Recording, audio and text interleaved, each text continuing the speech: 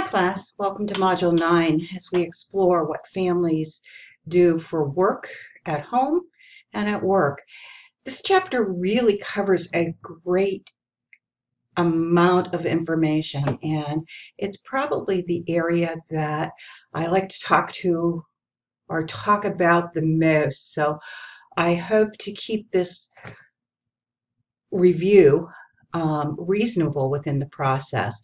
But you have your beginning music. I'm not even going to play that today because I want to spend the time spent on the course material because this is really important. We've come off the chapter of communication.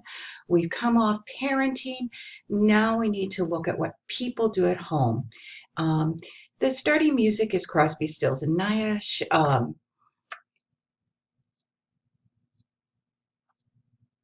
Our House and 9 to 5, and I think you'll find the Housework Blues just a funny addition as you look forward to the process. So let's pop over to the PowerPoints and examine what is we're looking at in this particular case. Family work.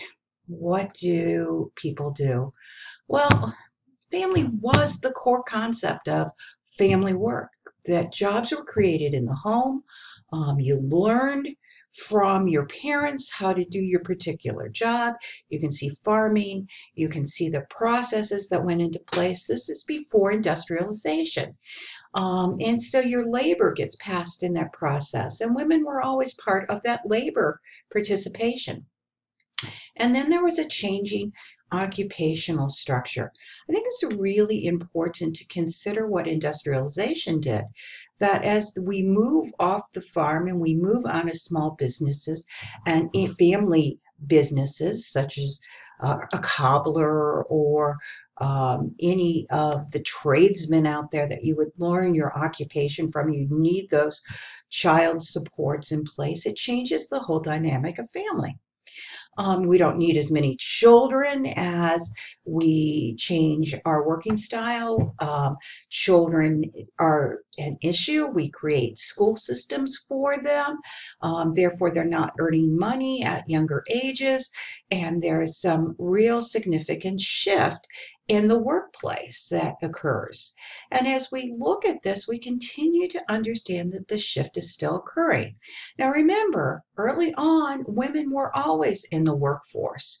They were always involved in the work process, and it is in place. And we get this idea that women left the workforce. Well, they did in this situation of middle class and above. They were no longer in that work category, but it varied based on race and ethnicity. It varied based on their background, their influence, the strength of society. An important book to read as you go through this process, if you think about it, is the book by Stephanie Coontz, and it's referred to in multiple places throughout this book. It's called The Way We Never Were, the story of women in work and how it proceeded through that process. But we well know that women in the workforce that are countable in jobs have greatly increased. In fact, that the rates have increased to such a level that women in certain statistics actually outnumber men in the employment field. Now, what's this got to do with family? Well, it changed the look of our family, didn't it? And it's pretty important. Now, I'm sitting here on the slide of unemployment rates. Why is this important? Because unemployment rates hovered around 10%, which is double what it was a few years ago. Look at 1999. Now, today, our unemployment rates have dropped, right? This is already 5 years old, but they're still up around 7%. And remember that unemployment rates only reflect those who are still seeking employment, not those that have given up. And this is a significant issue, especially in our area related to how do you support the family? Who does the work? Who earns the income? So We look at unemployment in families, the instability that occurs, the working conditions that become the problem, who is out there, who's doing the job. Now, it's interesting to look at minimum wage. Can you live on minimum wage? And we talk about raising minimum wage. And the real issue is a fair wage that is a living wage. We find that people who are underemployed or have multiple part-time jobs are just surviving and keeping a family alive. Think about the parent who is working 2 or 3 minimum wage jobs. What happens to their children at home? So we have this issue of work that really comes into place. There are big issues, the threat of you losing health insurance. Now, interesting, again, remember the date of our textbook. We have not increased to the most current text here, but we know that we've had a national health care plan put into place. Now, good points, bad points for discussion later or in other courses. But the threat of losing health insurance is big, but today there are backup plans that come into place. We work in an environment where the respect for employees is not what it was in the past. We have a disposable workforce, and we have employers especially who are facing some big issues. Remember that recession that affected the population? It affected the employers as well. And so they've downsized. And within that process, with the new healthcare laws, they have to provide insurance in place if they're at a certain level of work. So if we down their hours, we reduce their hours, we don't have to provide as much benefit, and therefore the company can survive. We're facing this give and take in society related to the working environment that truly affects the family at the deepest level. And so it's an important piece to understand the influence of work. Now, understand today that people in the work environment don't just stop working when they go home. They continue to work, and they do so in the American economy more so than any other, that we take our work home and we do it from home. The average work week may be in the employment place 43 hours a week. The average amount of work is much higher than that in many professions that take their work home with them and work every night. And so this affects family, and it pulls the family in different directions. This particular issue is very strong when we think about the American economy and the fact that we take less vacation than any other industrialized nation. Not only do we get less vacation from our employers, we take less for fear of losing our job or affecting the process. So about work, that's where we're at looking at the influences of work as you start exploring this chapter. But what I really want to focus on is the division of household labor. And as we look at household labor, we need to consider that it includes household tasks, childcare, healthcare. And so basically, this is unpaid work of the family to maintain their home. And this involves a lot of items that just keep a house running, like cooking and cleaning and washing dishes, vacuuming, doing the laundry. All of those things come into place. So who does the housework and who does the child care? And why are we always renegotiating this? It's an interesting process as we study who does the housework. Men are doing more housework than ever. About 17 hours a week they spend in household tasks. That includes housework and childcare. And women on average spend 32 hours. So we have the fact that men are doing more, but women are doing the most of it. And so there's this fight to renegotiate. Now, when we look at family types, we talk about the traditional family, the transitional family, and the egalitarian family. And what happens is in a traditional family, we have those traditional gender roles that come into place.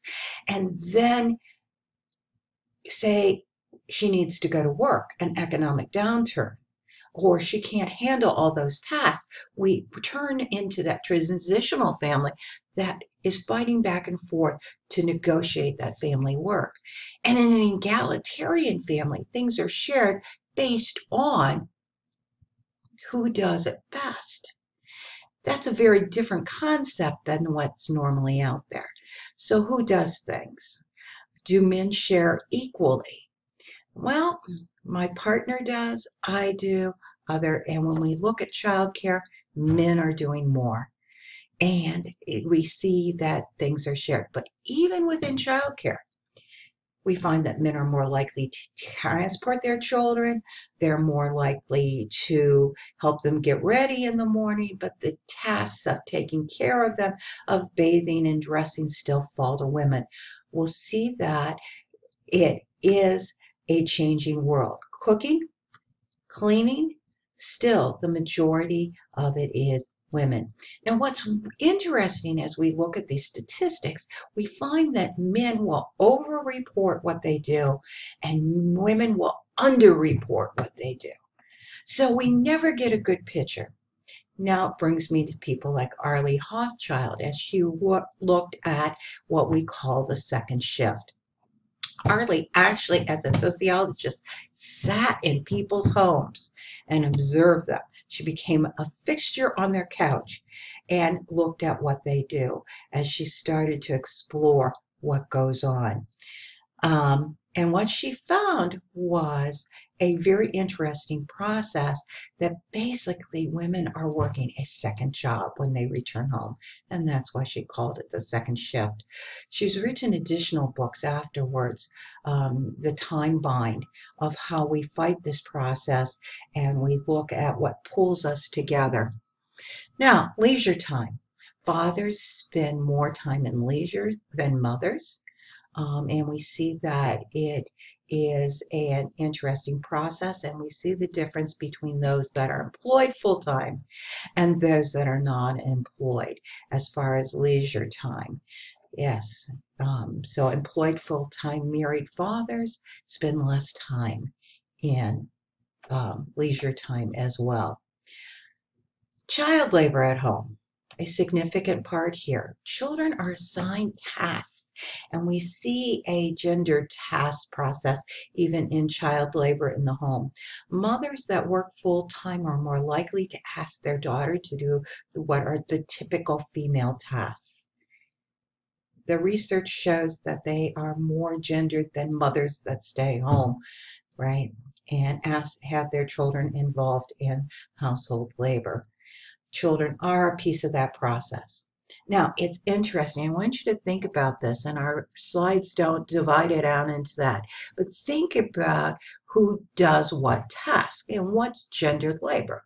When we look at what fits in women, and I do this in the classroom as we start talking household tasks, go to one side to the other, who does what across the household. We think of women's tasks as cooking and cleaning, and men as lawn work and auto repair, and those are all household tasks, and dressing and bathing children and getting them to and from activities. And you start to divide this into categories, and what we find is that women's tasks are usually daily and weekly tasks, where men's tasks tend to be those that are monthly and scheduled tasks that come into place, or household repairs type things that aren't the daily process that women face. And so the demand is greater. Now, break that down into child labor, and we can see the gendered issues as well. Who helps with the meal, who sets the table, all of those things. And so families that have children of different genders experience that sharing and that passing down, that socialization in a household task. It makes it easy for someone like me who only had daughters. Therefore, They had to do all of those labor tasks as they need them. So what's the explanation for gendered division of labor? Time available, relative resources. You've heard that term before back in the communication chapter, relative resources. Who has the time available? Who has the power? Those two things come into place. So who performs the task best and who's available to perform the task? And then this relative resource perspective. Who has the power? And this can be power based in the amount we earn, the power, whether prestige, and what goes into place. And so we have this perspective that comes across of this gendered labor division. Interesting. Conflicts, big time conflicts over the issue of family work and work out in the field. Now, with that in mind, so women are working, men are working, who's minding the kids? A significant issue for this chapter is looking at the lack of daycare and supported daycare within the federal system in the United States. Remember, we're looking at the American family. We have the preschool issues in place. Daycare centers are non-residential facilities, and then we have family care, and now we have nannies. Nannies have always been in place. It's not just now, pardon that wording. But then we also have family care centers where grandparents provide help. And so we look at this issue of who's minding the children. So where do we go from here? I promised I would try to keep this a reasonable length of time for you. Let's pop back to your module. I want you to think about a number of things in this process. And one of those is the report on the Good Wife. Now, this was reported in, actually published in a magazine in the 1950s, what a woman should do. And we need to look at how the process has come into place and how it's changed over time. You have, of course, much deeper level of your PowerPoints to look at, and I'm asking you to explore the reading on American progress here as you look at it. The movie for this week is 9 to 5 No Longer, and it's a good interplay of what family life is like. I'm hoping that you explore this at a deep level. When I was writing my dissertation, this was what I focused on: time available, relative resources, and doing gender.